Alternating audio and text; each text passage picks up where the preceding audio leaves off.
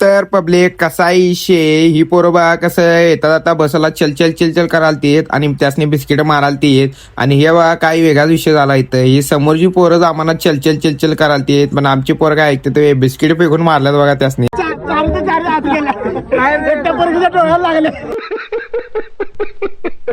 आणि आम्ही आता चाललेलो इको पॉइंटला आणि इथं यो बंडा बा कसं पळत चाललाय. याला पळताला बघून समोरची दोघं तिघं थांबल्यात बघा आणि हे व्ह्यू बघा कसला भारी आहे इथं. आणि इथं आमची रूम्स होतीत बघा आणि यो बंडा बा कसा कॅमेरा बैल नाचायचं चालू करतोय काही शिकाय मी त्याचा. आणि इथं मी पहिला रूम मध्ये आल्यानंतर पहिला बेडवर झोपलो बघा एकदा काय आणि मी झोपल्याला पण यो चिडवाला बघा कसं.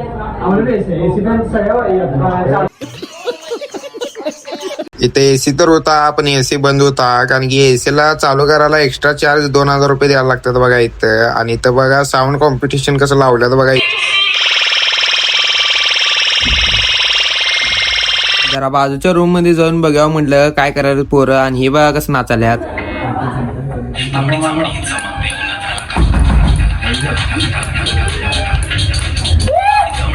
रात्रीचं 1:45 वाजल्यात बघा आणि आता आम्ही सगळेजण जेवायला बसणार आहे बघा इथं. आज जेवणात का नाही पुरी भाजी शेवायच खेळ भात आमटी आणि सांडगं पण होतं बघा. जेवून रूम मध्ये आल्यानंतर पहिला आम्ही ज्यूस प्यायला होतो बघा इथं आणि मी तर पहिला घेतलो म्हणजे फॅन्टा कारण की जो नाही पिता फॅन्टा उसके लेता है सॅन्टा.